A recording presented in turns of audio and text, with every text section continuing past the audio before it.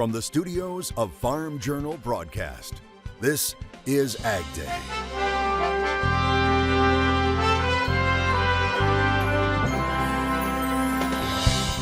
Making the switch to farming. This was definitely something that he loved. We catch up with a North Dakota sunflower producer who's carrying on a family tradition. A stunning health update from the head of the House Ag Committee. Hear about his plans for the future.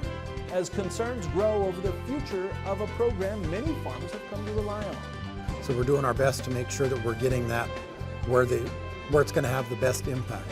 Why some are raising red flags right now on AgDay. AgDay, presented by Pioneer.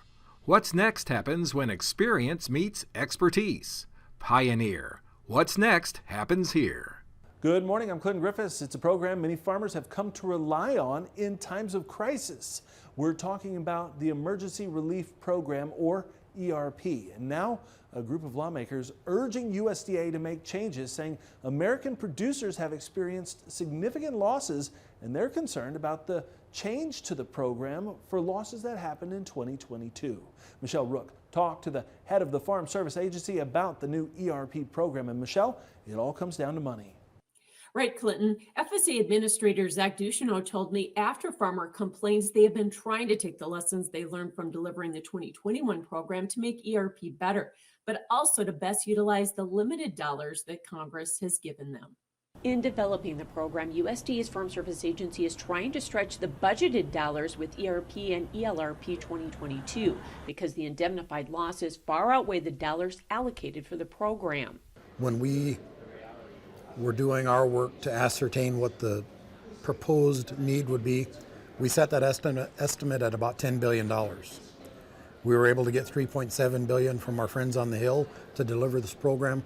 So we're doing our best to make sure that we're getting that where it's going to have the best impact. As a result, he says they're using a progressive payment model, which is being criticized by lawmakers who believe it will hinder those who suffered the most significant losses from receiving sufficient assistance. Ducheneau disagrees. It's going to really try to think about the folks that don't have crop insurance, that don't have access to NAP for what they're doing, that didn't benefit from LFP. We're trying to find a way to use this as the impetus to get them into those risk management strategies because of the linkage requirement that it has, so that we can level this out and come to a better year-over-year understanding about what the additional disaster assistance is beyond those indemnified losses or those existing risk management tools. Another ERP change includes increased crop insurance premium reimbursement for socially disadvantaged farmers. Lawmakers insist these changes don't adhere to the intended purpose of disaster relief programs and could jeopardize farmers' ability to secure financing and plan for the next crop year. They want USDA to address crop losses without unauthorized pay limits or preferences and return to the Phase 1 methodology. I'm Michelle Rook reporting for AgDay. All right, thanks, Michelle. The chair of the House Ag Committee, Glenn G.T. Thompson, says he's been diagnosed with prostate cancer. Thompson, a Republican from Pennsylvania, releasing this statement on social media. He says he was diagnosed following a routine physical and testing. The 64-year-old says he plans to continue representing the people of his district while tackling this head-on. So far, it appears he's still running for re-election in 2024, adding that he appreciates prayers and privacy at this time. Thompson currently stewarding work on a new farm bill. More pork producers are losing their contracts. Smithfield Foods announcing it will end contracts with 26 hog farms in Utah. A statement from the world's largest pork processor cited an industry oversupply of pork, weaker consumer demand, and high feed prices as challenges. Now, it's estimated the number of Smithfield jobs impacted may be up to 1/3 of the 210 currently employed at Smithfield's Utah hog production operations. The company announced in October it would be closing a pork processing plant in Charlotte, North Carolina, and earlier this year, you'll remember we reported Smithfield was closing 35 sow farms in Putnam and Mercer counties in northern Missouri. The Pacific Northwest getting slammed by heavy rain brought by atmospheric rivers. Take a look at what happened to this highway near Mount St. Helens. It collapsed due to the intense water flows, both over and under the road.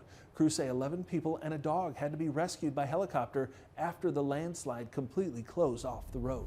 Meanwhile, the central part of the U.S. is catching a break for the next couple of days, but meteorologist Matt Engelbrecht says changes are on the way.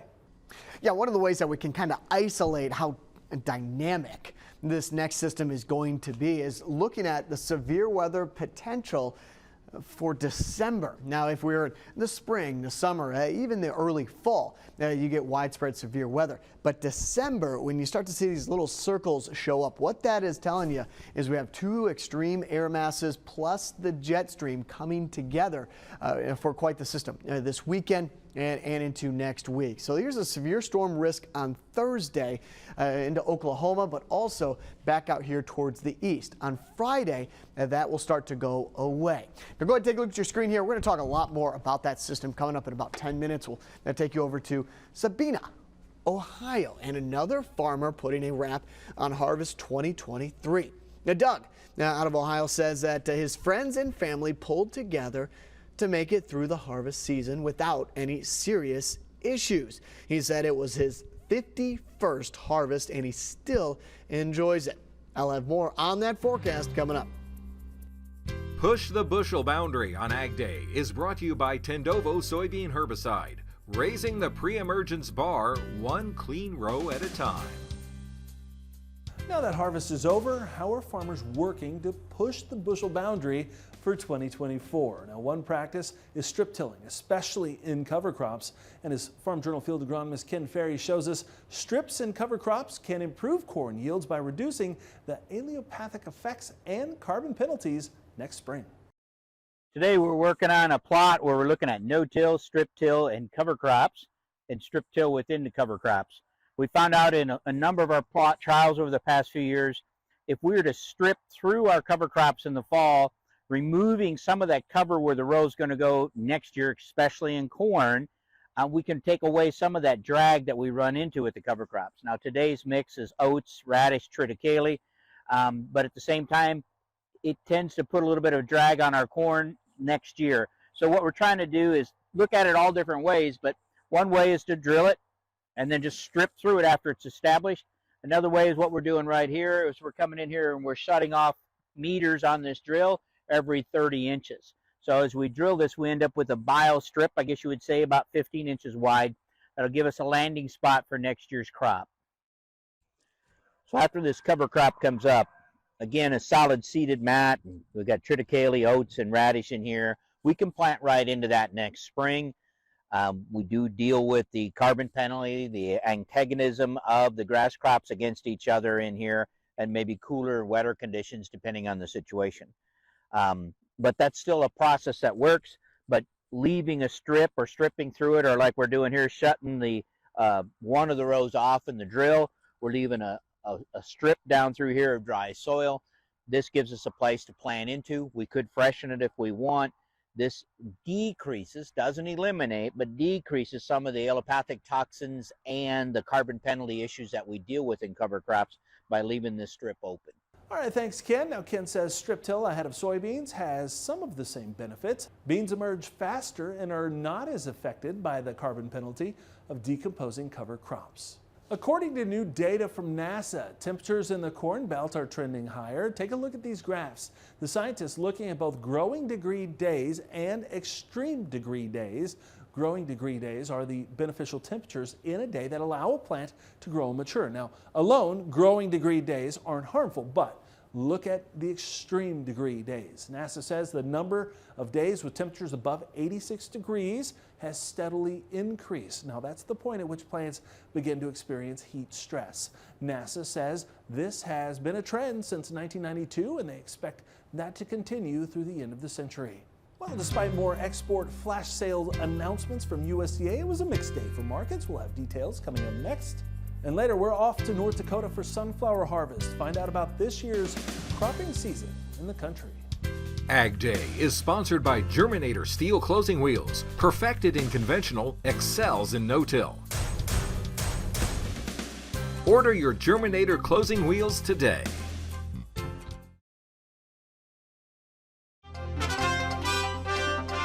China was back buying midweek, with USDA announcing another flash sale of SRW and some soybeans. And the wheat sale pressed futures higher for a 7th straight session. Michelle Rook is back with more in Markets Now. Wednesday's market closes were mostly lower. Mark Schultz with North Star Commodity joining us. We kind of had a risk-off day on Wednesday, Mark. How much of that was tied to the implosion in crude oil? Well, I think for the most part, that's what started the slide to the downside. And overall, it just found a harder situation in all of the commodities in general to get any type of traction. The day before, we had at least the market moving up, and now we've just seen the washout take place. So it started, I think, with the energy, and then it just kind of followed suit. And as the day progressed, the beans started to slip, and then eventually we saw the corn and the wheat market also, after pretty good gains, take a tumble there as well.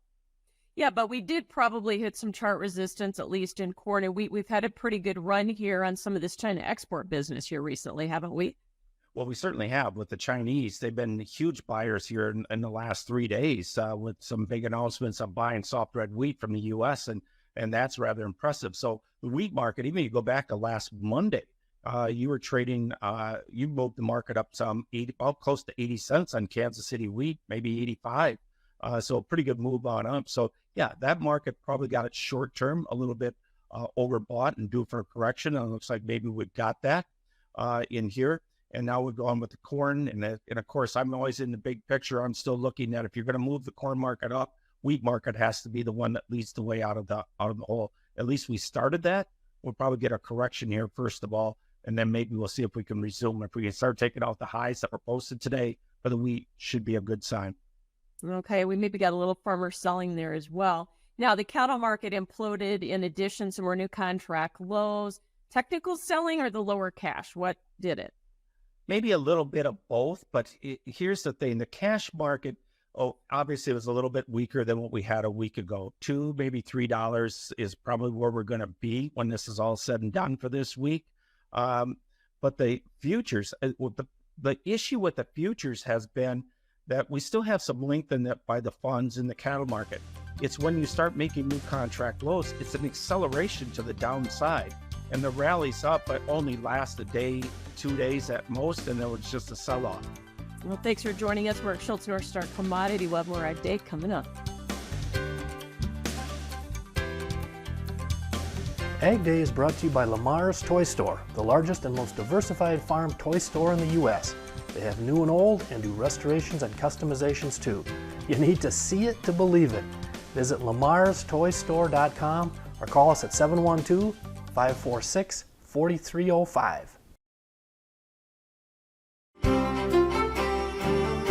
Well, if you remember back just a little bit ago, we talked about the severe weather potential. It wasn't widespread, but it was an indication of the jet stream getting involved in some of the stuff that's going on at the surface in regards to strong thunderstorms. So here's a look at the jet stream on Thursday. We got a ridge of high pressure keeping things quiet Thursday and Friday. It's Saturday and Sunday this next system starts to take shape back out here towards the west. And the deeper this pulls to the south, the better the ingredients for severe weather in that location, those locations that we saw just a little bit ago.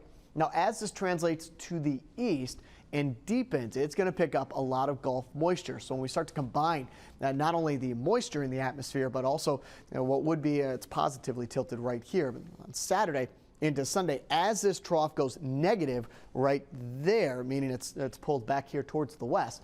That's where the dynamics really start to increase back into parts of the northeast with heavy rainfall and, again, the potential for some snow and thunderstorms with this kind of system.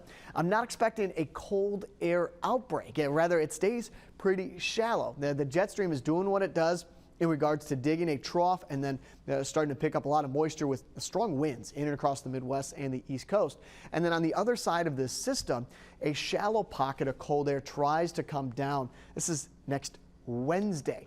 Now, as we get into Thursday and Friday of next week, another ridge starts to take shape. So the pattern is kind of going to repeat itself in that we're going to get back into above average high temperatures by next Thursday and Friday with this pocket of cold air starting to move out. That's nearly 90 seconds just on the jet stream. A snowfall estimate is something else that we're going to be tracking very closely. So there's going to be some showers, but also some snow crossing parts of the Midwest back up into Minnesota.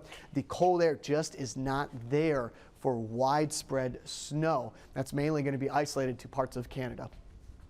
Let's go up to Idaho, McCall. PM rain, a high around 48, low of 32.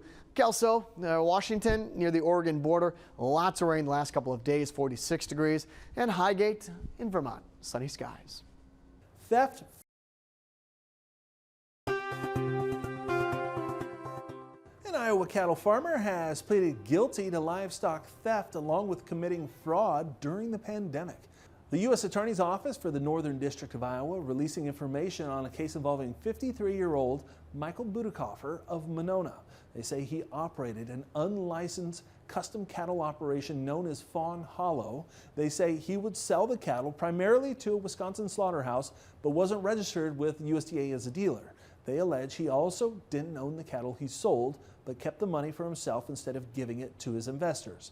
Officials say it doesn't end there. They add, in 2020, he also defrauded USDA of more than $200,000 in emergency assistance money set aside for livestock producers during the pandemic.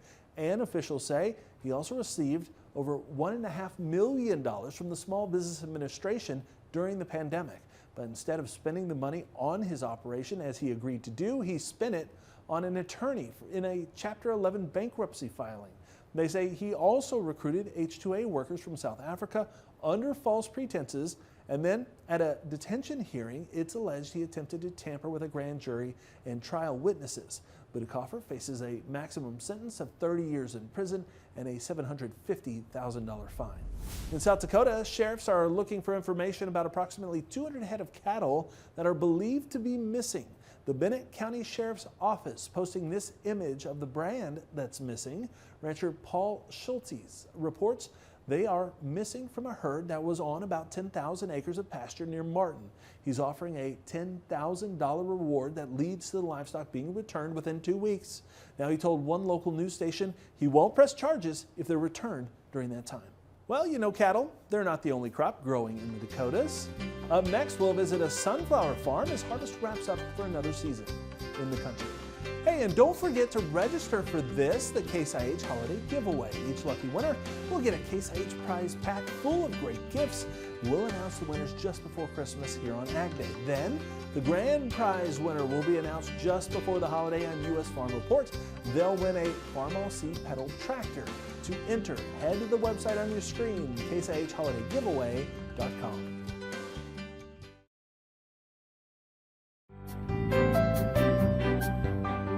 North Dakota, farmers are wrapping up the state's sunflower harvest, and that includes one farm near Hettinger.